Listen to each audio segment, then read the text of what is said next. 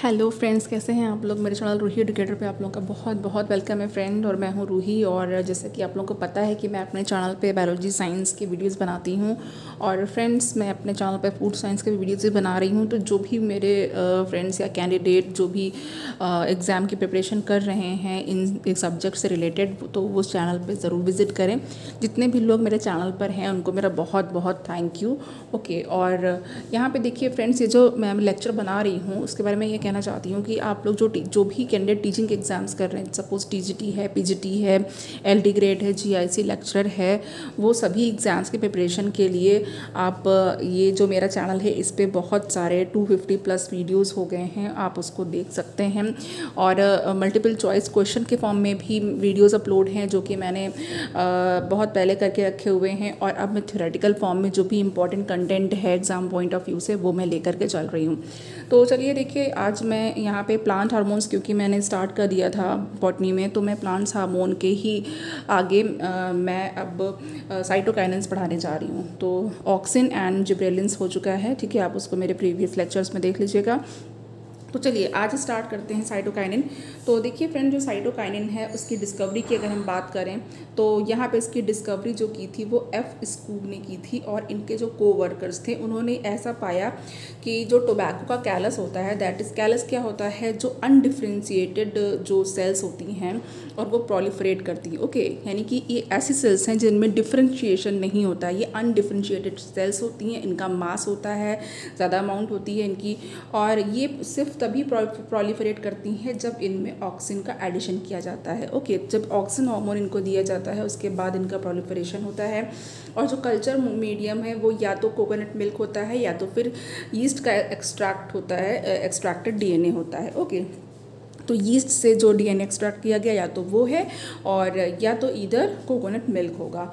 Now and अब जो Miller and eight L जो हैं, इन्होंने क्या डिस्कवर किया, फर्स्ट साइटोकाइनिन। और ये कहाँ से आई, ये जो फर्स्ट साइटोकाइनिन थी ये डिग्रेडेड प्रोडक्ट जो ऑटोक्लेव्ड हेरिंग स्पर्म डीएनए है उसका जो डिग्रेडेड प्रोडक्ट है वहाँ से आया। ओके, जो कि पावरफुल इसमें साइटोकाइनेसिस होती है, यानी कि जो डिवीज़न ऑफ साइटोप्लाज्म होता है। Okay, cytokinesis is division of cytoplasm, और ये इसमें प्रमोटिंग इफेक्ट भी रखता है।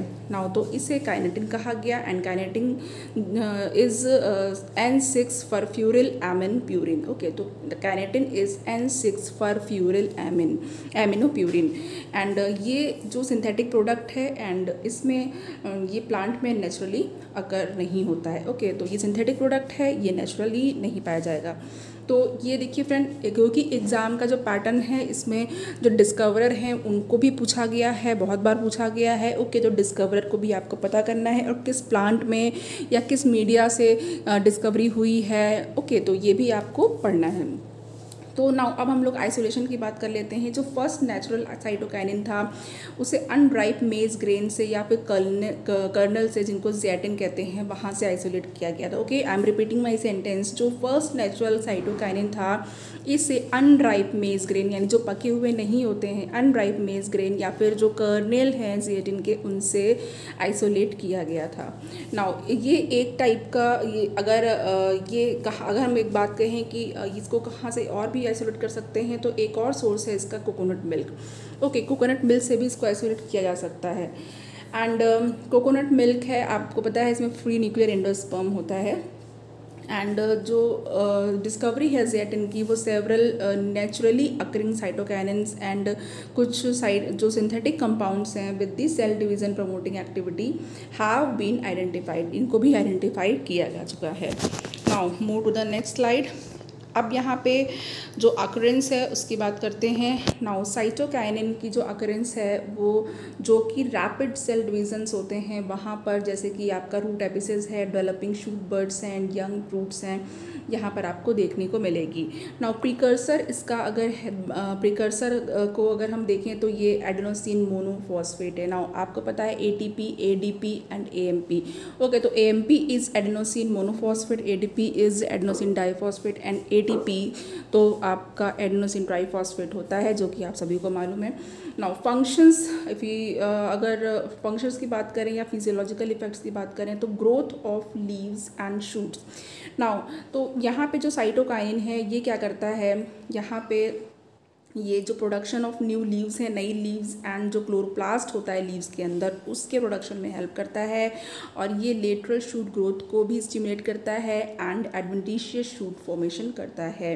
Now second point is apical dominance. Now cytokinin जो लेटरल बर्ड्स होती हैं, despite the presence of apical bud, तो इनकी ग्रोथ को इनिशिएट करता है।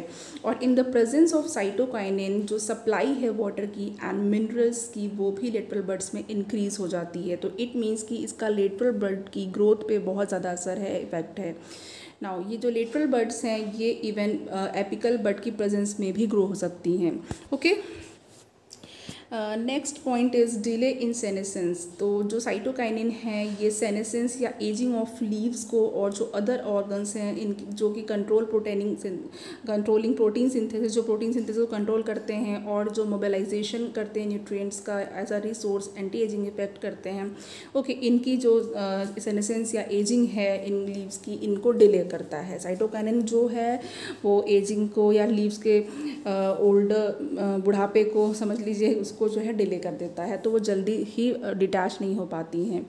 नाउ अब सेल डिवीज़न में क्या है इसका रोल। जो साइटोकाइनिन है ये साइटोकाइनेसिस के लिए, that is division of cytoplasm के लिए बहुत इंपॉर्टेंट है। और ऑक्सिन के साथ ही जो साइटोकाइनिन है, अगर इन दोनों को साथ में अलॉन्ग यूज़ किया जाए तो जो डिवीज़न है इवन परमानेंट सेल्स में भी हो जाता है। ओके, नाउ ये जो दोनों हार्मोन्स हैं ये सेल डिवीज़न जो कैलस में होता है, यानी कि जो अनडिफरेंशिएटेड सेल का मास है वहाँ पे भी डिवीज़न कर सकता है, उसके लिए भी रिस्पॉन्सिबल है। नाउ यहाँ पे वेरियस एस्पेक्ट्स ऑफ साइटोकाइनिन हैं, इनको देख लेते हैं। तो नाउ साइटोकाइनिन है यहाँ पे देखिए, एंड यहाँ पे इसका जो अकरेंस है, फंक्शन है एंड यूजेस हैं। तो अकरेंस है developing shoot buds and root apices and young fruits. Now functions में growth of growth of shoots, overcome apical dominance, delay in senescence। Okay, यहाँ डेली लिख दिया गया है by mistake. Now delay in senescence and cell division, and यहाँ पे uses में हैं overcoming senescence and tissue culture and senescence में इसका बहुत यूज़ है। Now move to the next slide. अब यहाँ पे यूज़ एंड एप्लीकेशन देख लेते हैं। तो यूजेस एंड एप्लीकेशन में ओवरकमिंग सेनेसेंस, ये भी हमने बात किया। साइटोकाइनिन को सेनेसेंस डिले करने के लिए या रोकने के लिए, उसको आगे बढ़ाने के लिए यूज़ किया जाता है। ओके, इसकी वजह से अगर सेनेसेंस डिले होगा तो लीव्स प्लांट पर लॉन्ग टाइम के लिए इंटैक्ट रह सकेंगी एंड वो गिरेंगी नहीं। टिश्यू कल्चर, साइटोकाइनिन को ऑक्सिन के साथ एसेंशियल टिश्यू कल्चर के लिए यूज़ किया जाता है और ये सेल डिवीज़न के लिए बहुत ही एसेंशियल है एंड मॉर्फोजेनेसिस या ऑर्गेनोजेनेसिस के लिए एसेंशियल है या इम्पॉर्टेंट है। नाउ तो यहाँ पे जो ऑक्सिन कंसनट्रेशन अगर साइटोकाइनिन कंसनट्रेशन के बराबर होगी तो कैलस डेवलपमेंट होगा। ऑक्सिन कंसनट्रेशन अगर ग्रेटर देन होगी साइटोकाइनिन से तो रूट में डेवलपमेंट होगा, एंड साइटोकाइनिन कंसनट्रेशन अगर ऑक्सिन से लेस है तो शूट का डेवलपमेंट होगा टिश्यू कल्चर में। It is very very important part, क्योंकि एग्जाम में पूछा जाता है, इनका रेशियो पूछा जाता है। और ऐसे ही आपको बताना होगा कि आपकी जो अगर हम लोग साइटोकाइनिन ज़्यादा लेंगे और ऑक्सिन कम लेंगे तो क्या डेवलपमेंट होगा, या ऑक्सिन कम होगा साइटोकाइनिन ज़्यादा होगा तो क्या होगा। ओके, नाउ एब्सिसिक एसिड अब हमारे पास नेक्स्ट हार्मोन है। तो एब्सिसिक एसिड एक माइल्डली एसिडिक ग्रोथ हार्मोन है और इसका जो फंक्शन होता है as a general growth inhibitor होता है। नाउ इसकी डिस्कवरी जो है ये 3 इंडिपेंडेंट रिसर्चर्स थे जिन्होंने इसके प्यूरिफिकेशन और केमिकल कैरेक्टराइजेशन को, जो 3 डिफरेंट काइंड्स ऑफ इनहिबिटर्स हैं, इनहिबिटर बी है, एब्सिशन 2 है, एंडोर्मिन है, इसको डिस्कवर किया, रिपोर्ट किया।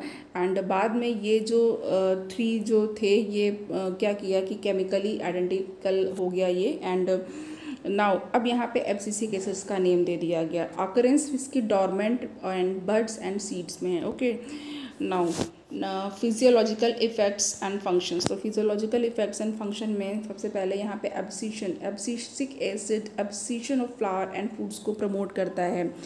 ओके, तो नाउ यहाँ पे ये एब्सिशन करेगा एंड जो dormancy of buds and seeds, तो एब्सिसिक एसिड वो ग्रोथ इनहिबिटर की तरह एक्ट करता है। Abscisic acid acts as a growth inhibitor, यानी कि ग्रोथ को इनहिबिट करेगा एंड ये डोमेंसी बड की जो है उस एंड सीड्स की उसको इंड्यूस कर देता है, यानी कि वो डोरमेंट स्टेट में चले जाता है। कोई भी सीड है उसकी डोरमेंसी को इंड्यूस कर देगा तो वो अपने जो उसका टाइम डिसाइडेड है उससे आगे तक डोरमेंट रहेगा। नाउ एज एब्सिसिक एसिड वो डोमेंसी को इंड्यूस करता है, इसलिए इसको डोमेन भी कहा जाता है। और जो बड्स हैं एज वेल एज सीड्स हैं ये तभी स्प्राउट होंगी जब एब्सिसिक एसिड को जो है जिब्रेलिन ओवरकम कर लेगा, यानी कि एब्सिसिक एसिड के इफेक्ट को जिब्रेलिन ओवरकम करेगा। जिब्रेलिन ज़्यादा इफेक्ट डालेगा, एब्सिसिक एसिड का इफेक्ट कम पड़ जाएगा, तो ही स्प्राउट्स होंगे। ओके, तभी उनके अंकुर आएंगे। Now next is metabolism. Metabolism क्या है? इसमें जो एब्सिसिक एसिड है वो प्रोटीन एंड आरएनए सिंथेसिस को इनहिबिट करता है एंड ये डिस्ट्रक्शन कॉज करता है क्लोरोफिल का। Okay, and as a result उसके बाद क्या होता है, जो सीरियल ग्रेन्स में सेनेसेंस होती है एंड ये स्प्राउटिंग को इनहिबिट करता है। Now inhibition of seed germination, तो सीड जर्मिनेशन की जो इनहिबिशन है एब्सिसिक एसिड ये जिब्रेलिन्स को इनहिबिट करता है एंड ये एमाइलेज फॉर्मेशन को इनहिबिट करता है, मीडिएट करता है during the germination of serial grains. Okay, now अब यहाँ पे ये इनके स्प्राउटिंग को इनहिबिट कर देता है, तो ये एमाइलेज के फॉर्मेशन को तो मीडिएट करेगा।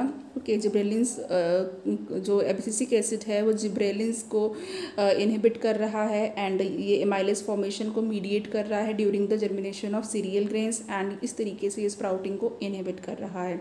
Now next is closure of stomata. जो कंसंट्रेशन है एब्सिसिक एसिड की वो लीव्स में इंक्रीज़ करती है ड्यूरिंग द डेसिकेशन, यानी कि जब डेसिकेट होता है वो उसमें का उसका वाटर कंटेंट कम होता है, उड़ जाता है, वेपरेट होता है, स्ट्रेसफुल कंडीशन आ जाती है। ओके, तो अब यहाँ पे जो स्टोमाटा होते हैं वो कहाँ पे प्रेजेंट होते हैं? ये एपिडर्मिस ऑफ लीव में प्रेजेंट होते हैं। ठीक है, और ये जो लॉस ऑफ वाटर है उसको प्रिवेंट करते हैं। लॉस ऑफ वाटर कैसे होगा? ट्रांसपिरेशन के थ्रू होगा। जब ट्रांसपिरेशन होता है, सनलाइट होती है, धूप पड़ती है और पत्तियों से जो पोर्स होते हैं, स्टोमाटा होते हैं, उनके थ्रू वाटर का इवेपोरेशन हो जाता है। नाउ अब यहाँ पे इसको ऑल्सो एंटी ट्रांसपायरेंट भी कहा जाता है, यानी कि ये चूँकि ट्रांसपिरेशन से होने वाले वाटर लॉस को रोकता है, प्रिवेंट करता है, तो इसको एंटी ट्रांसपायरेंट भी बोला जाता है। नाउ ये जो सिंथेसिस है एब्सिसिक एसिड का, ये ड्रॉट यानी जब सूखा होगा, वाटर लॉगिंग होगी, वाटर जमा हो जाएगा एंड जो अदर एडवर्स एनवायरमेंटल कंडीशन होती हैं तब होता है। ओके, तब ये एब्सिसिक हार्मोन एक्टिव होता है एंड इसे स्ट्रेस हार्मोन भी कहा जाता है। स्ट्रेसफुल कंडीशंस में ये एक्टिव होता है। देखिए वेरी इंपॉर्टेंट है, एब्सिसिक एसिड को स्ट्रेस हार्मोन भी कहा जाता है। और इन मोस्ट सिचुएशन जो एब्सिसिक एसिड है वो एंटागोनिस्ट टू जिब्रेलिन होता है, इसीलिए इसको एंटी जिब्रेलिक एसिड भी या एंटी जीए कहा जाता है। वेरी इंपॉर्टेंट, जो एब्सिसिक एसिड है इसका जो इफेक्ट होता है जिब्रेलिन के एंटागोनिस्टिक या उल्टा या अपोजिट होता है, इसलिए इसको एंटी जीए भी बोला जाता है। ओके, नाउ अब यहाँ पे हम लोग एब्सिसिक एसिड के वेरियस एस्पेक्ट्स देख लेते हैं। ओके, जो कि एक चार्ट फॉर्म में है। देखिए ये एब्सिसिक एसिड है, इसका फंक्शन है और ये है यूजेस। तो फंक्शंस में अगर देखा जाए तो एब्सिसिक एसिड एब्सिशन करता है, dormancy of buds and seeds हैं एंड मेटाबॉलिज्म को इनहिबिशन देता है, inhibition of seed germination and ये स्टोमेटा के क्लोजर में हेल्प करता है। नाउ यूजेस की बात करें तो एंटी ट्रांसपेरेंट है एंड डोमेंसी का कॉज करता है। Okay, next is application. यहाँ पे या यूजेस हैं तो इसको देख लेते हैं हम लोग।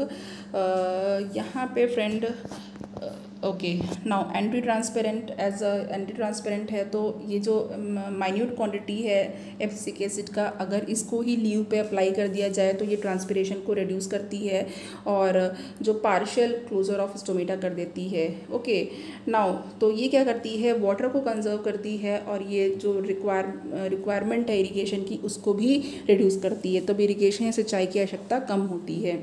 नाउ डोरमेंसी सेकंड है इसका यूज़ डोरमेंसी में, तो एब्सिसिक एसिड को बर्ड्स की डोरमेंसी, सीड्स एंड ऑर्गेन की डोरमेंसी को इंड्यूस करने के लिए यूज़ किया जाता है। तो ये जो एब्सिसिक एसिड है डोरमेंसी में हेल्प करता है एंड डेसिकेशन में प्लांट को स्टैंड करने में या सीड को जो है डेसिकेशन वाली स्टेट में स्टैंड करने में, रोके रखने में हेल्प करता है और जितने भी अनफेवरेबल फैक्टर्स होते हैं उसमें भी ये हेल्प करता है। ओके, तो एब्सिसिक एसिड का जो रोल है वो सीड के डेवलपमेंट में एंड इसके मैच्योरेशन में बहुत इंपॉर्टेंट है। नाउ प्लांट की ग्रोथ में, डिफरेंशिएशन में एंड डेवलपमेंट प्रोसेस में ये जो सारे जो हार्मोन्स हैं जितने भी, वो एक दूसरे की हेल्प करते हैं और इनकी ग्रोथ और डेवलपमेंट में सारे हार्मोन्स का रोल होता है।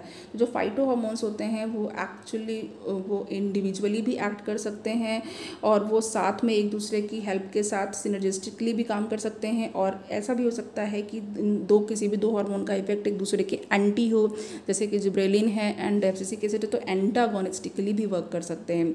ओके, जो सिनर्जिस्टिक एक्शन है, इसका मतलब दो या दो से ज़्यादा हार्मोन कंबाइंड इफेक्ट शो करते हैं। ओके, एंड जैसे कि ऑक्सिन एंड जिब्रेलिन का इफेक्ट है। एंड एंटागोनिस्टिक मीन्स कि टू हार्मोन वो अपोजिट मैनर में वर्क कर रहे हैं। नाउ अब यहाँ पे हम लोग सिनर्जिस्टिक एक्शंस देख लेते हैं। तो सिनर्जिस्टिक एक्शन में यहाँ पे क्या है, सेल डिवीज़न में तो जो ऑक्सिन एंड साइटोकाइनिन है, अभी ये क्या करते हैं, सेल डिवीज़न को प्रमोट करते हैं, जो कि सिनर्जिस्टिक इफेक्ट दिखाता है on the cell division. Now abscission में क्या होता है, इथाइलिन एंड एब्सिसिक एसिड ये दोनों ही शेडिंग ऑफ लीव्स यानी लीव्स को गिराने के लिए, फ्रूट्स एंड फ्लावर की शेडिंग के लिए ये हेल्प करते हैं। नाउ एंटागोनिस्टिक इफेक्ट में क्या होगा, डोर्मेंसी होगी। जो एब्सिसिक एसिड वो डोर्मेंसी ऑफ बड्स को, सीड्स को एंड स्टोरेज ऑर्गन्स को, जहाँ पे जिब्रेलिन इनहिबिट होता है, ओके, वहाँ पे ये वर्क करता है, इंड्यूस करता है। नाउ एपिकल डोमिनेंस, जो ऑक्सिन है ये एपिकल डोमिनेंस को प्रमोट करता है, वेरएज ये साइटोकाइनिन जो है इसे इनहिबिट करता है, साइटोकाइनिन से जो है ये इनहिबिट हो जाता है। नाउ ये जो दोनों हार्मोन्स हैं ये एंटागोनिस्टिकली वर्क करते हैं। आपको ये इंपॉर्टेंट चीज़ें याद रखनी है कि कौन सा हार्मोन किस हार्मोन के साथ एंटागोनिस्टिक इफेक्ट कर रहा है और किसके साथ ये सिनर्जिस्टिक इफेक्ट कर रहा है। नाउ सेनेसेंस क्या होती है, व्हाट इज सेनेसेंस? सेनेसेंस जो है ये ऑक्सिन से प्रिवेंट की जाती है और जबकि एब्सिसिक एसिड इसको स्टिमुलेट करता है। ओके, नाउ जो प्लांट ग्रोथ हार्मोन्स होते हैं, now role of PGR is ये जो है only one kind of intrinsic role control करता है। ओके, और जो जीनोमिक कंट्रोल होता है एंड जो एक्सट्रिंसिक फैक्टर्स होते हैं वो भी इंपॉर्टेंट रोल प्ले करते हैं प्लांट की ग्रोथ में एंड इनके डेवलपमेंट में। बहुत सारे एक्सट्रिंसिक फैक्टर हैं, जैसे कि टेम्परेचर है, ये जो बाहरी फैक्टर है, लाइट है, कंट्रोल करता है प्लांट की ग्रोथ को और इनके डेवलपमेंट को via PGR, plant growth regulators. Okay, now कुछ जो इवेंट्स होते हैं जैसे dormancy, seed germination, flowering, plant movements etcetera. Okay, अब इसमें से देखते हैं कुछ को हम लोग यहाँ पे समझेंगे। नाउ यहाँ पे अब इथाइलिन को देख लेते हैं। Now ethylene is another hormone. तो इसकी जो ये एक गैसेस प्लांट हार्मोन है। एक पहली बात तो इथाइलिन गैस फॉर्म में होता है। एग्जाम में पूछा जाता है कि, और आपको ऑप्शन दिए जाएंगे कि इसमें से कौन सा हार्मोन गैसेस फॉर्म में पाया जाता है।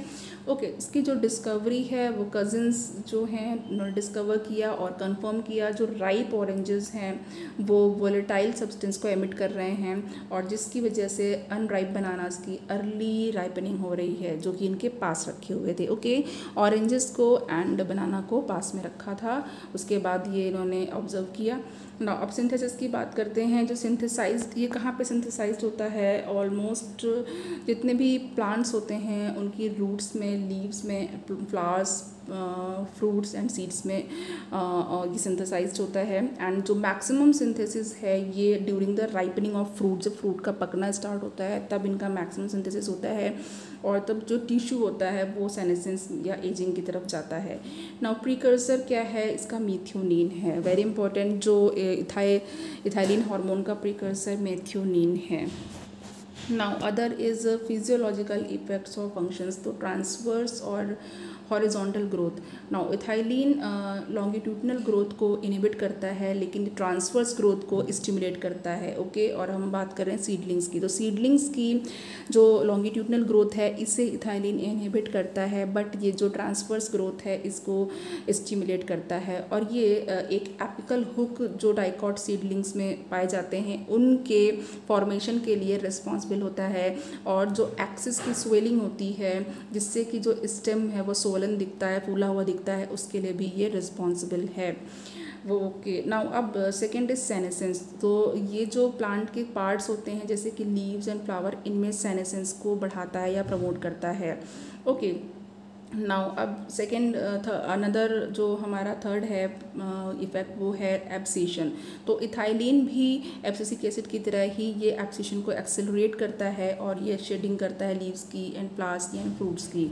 Okay, now fruit ripening. तो फ्रूट राइपनिंग में देखते हैं जो इथाइलिन है ये राइपनिंग एजेंट है, ये राइपनिंग ऑफ क्लाइमेट्रिक फ्रूट्स इनकी राइपनिंग के लिए रिस्पॉन्सिबल है। Now climacteric fruits fleshy fruits होते हैं जो कि सडन शार्प राइज शो करते हैं in the rate of respiration at the time of ripening. Okay, तो राइपनिंग के या पकने के टाइम पे ये इनमें जो है सडन शार्प बहुत तेज़ी से जो है इनका जो रेट ऑफ रेस्पिरेशन है वो इंक्रीज़ कर जाता है, और ये जो सडन शार्प राइज होता है इनके रेस्पिरेशन के रेट में ये रेस्पिरेटरी क्लाइमैक्ट्रिक कहलाता है।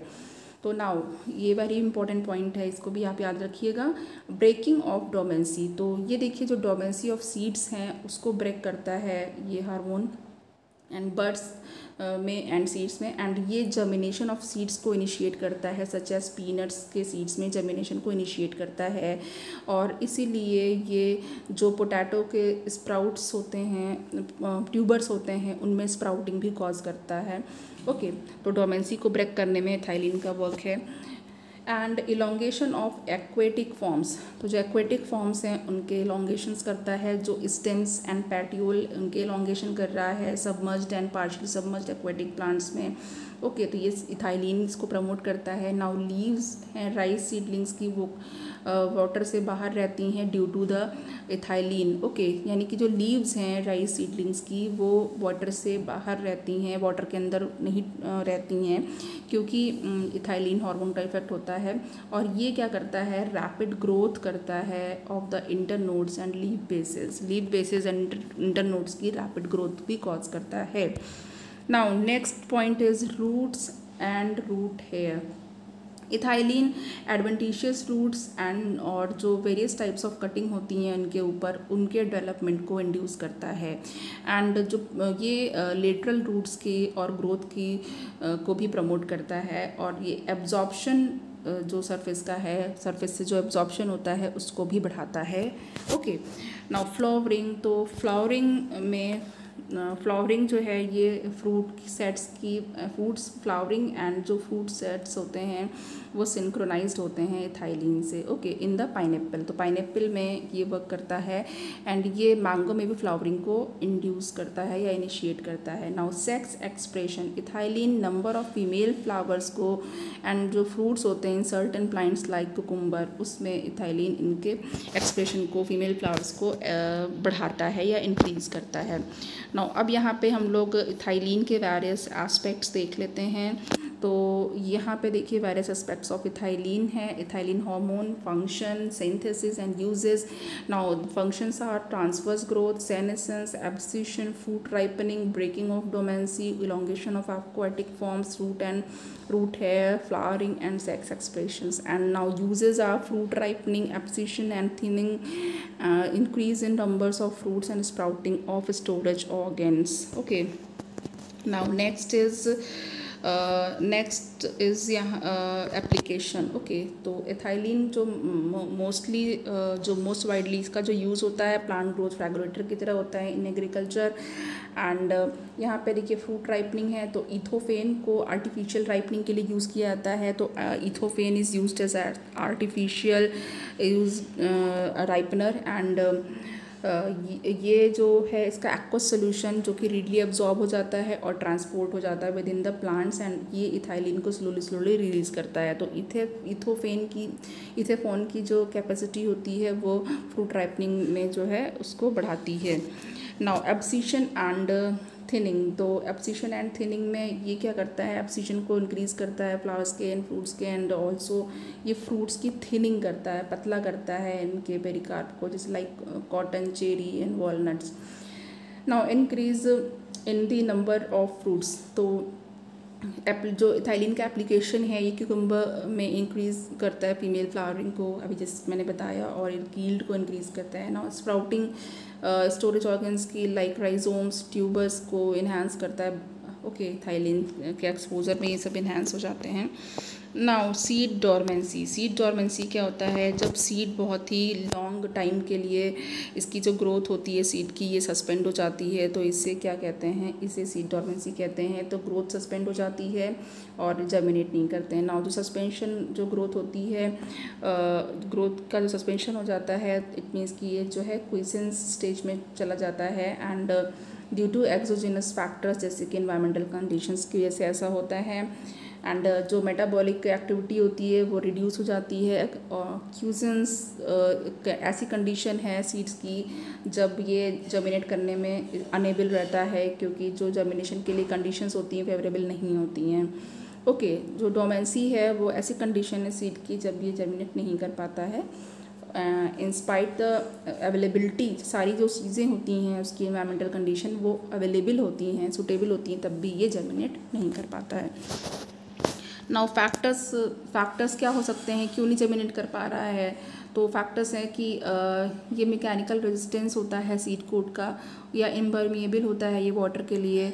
नाउ रूडिमेंट्री या फिजियोलॉजिकल इमेच्योर एम्ब्रियोज होते हैं even due to presence of germination inhibitor like abscisic acid, phenolic acid, short chain fatty acids and coumarin. Okay, now breakage of dormancy को कैसे ब्रेक कर सकते हैं? तो डोमेंसी को रिड्यूस कर सकते हैं, सीड्स को ब्रोकन कर सकते हैं। कैसे? बाई मैकेनिकल या फिर केमिकल स्कैरिफिकेशन से। ओके, सीड कोट का स्कैरिफिकेशन करेंगे तो इन्वायरमेंटल कंडीशंस को चेंज करेंगे like temperature, light, pressure.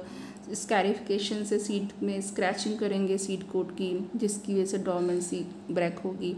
Okay,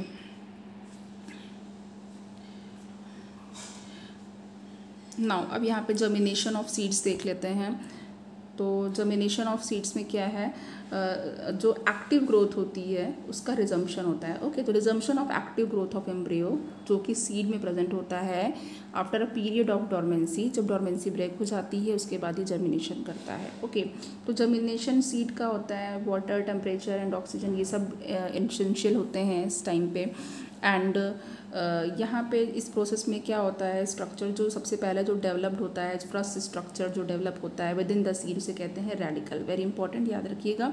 जो सबसे पहला स्ट्रक्चर डेवलप होता है वो रेडिकल होता है। देखिए यहाँ पे दिख रहा है, ये आपका किडनी बीन है, सीड है। यहाँ पे सबसे पहले रेडिकल, जिसको स्प्राउट कहते हैं, तो रेडिकल ही डेवलप होता है। नाउ रेडिकल वो सीड कोट को ब्रेक कर देता है और ये डाउनवर्डली जो है वो सॉइल में जाता है। ओके, और अपने आप को इस्टेब्लिश कर लेता है एज अ प्राइमरी रूट। फिर प्राइमरी रूट बना करके अपने आप को इसने इस्टेब्लिश कर लिया। यहाँ पे देख लीजिए सीड कोट ब्रेक हुआ, ये हाइपोकोटाइल।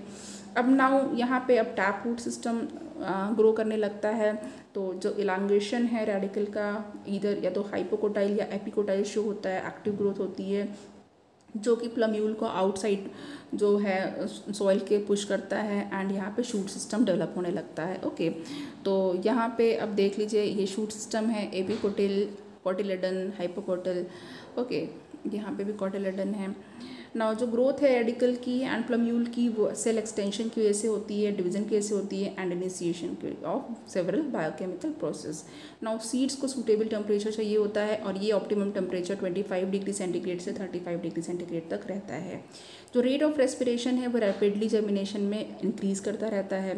बीन में हाइपोकोटाइल एक्टिवली ग्रो करते हैं और ये कर्व्ड हो जाते हैं, और ये जो सीड होता है सॉइल के ऊपर आ जाता है, और जब ये सॉइल सरफेस पे आ जाता है तो हाइपोकोटाइल स्ट्रेंथन हो जाती है, जो लूजेंड सीड कोट्स होते हैं वो गिर जाते हैं। नाउ एपिकोटल ग्रो करती है एंड प्लम्यूल जो हो वो लीव्स को प्रोड्यूस करता है। विविपैरी क्या होती है, व्हाट इज़ विविपैरी? वेरी इंपॉर्टेंट है, हर एग्जाम में आती है विविपैरी।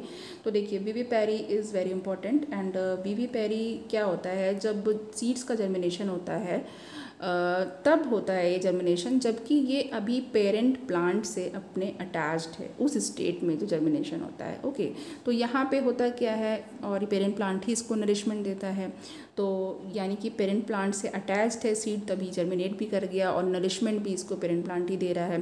तो ये generally mangrove plants like Rhizophora and Sonneratia में होता है। एग्जाम्पल्स पूछे जाते हैं फ्रेंड, एग्जाम्पल दिए जाते हैं, आपको करेक्ट एग्जाम्पल चूज़ करने रहते हैं। विविपैरी का एग्जाम्पल पूछा जाता है। नाउ ये जो प्लांट है ये कहाँ ग्रो करते हैं भी पूछा जाता है। इनका हैबिटेट सैलाइन मार्शी हैबिटेट होता है अलॉन्ग सी शोर्स, एंड ये जो सीड हैं जर्मिनेट नहीं कर सकते in such habitats due to excessive salt and deficiency of oxygen. यहाँ पर सॉल्ट की कंसनट्रेशन ज़्यादा होती है, ऑक्सीजन की डिफिशिएंसी होती है, इसलिए ये इनको अपने पेरेंट प्लांट पर ही ग्रो करना रहता है। नाउ मैंग्रोव प्लांट्स जो हैं ये इनमें विविपेरी में कुछ प्रॉब्लम्स भी होती हैं। ये डोमेंसी में नहीं जाते हैं, जल्दी ही जर्मिनेट कर जाते हैं, जबकि प्लांट के अंदर ही प्रेजेंट रहते हैं और इनसाइड ही फ्रूट अटैच रहता है। ओके, तो ये सारी कुछ प्रॉब्लम्स भी हैं। तो ये सारी प्रॉब्लम्स को ये सॉल्व कर दिया है इन लोगों ने, इन सारे मैंग्रोव प्लांट्स ने। तो mangrove plants have solved this problem through vivipary. तो विविपेरी से सारी प्रॉब्लम्स इनकी सॉल्व हो चुकी है।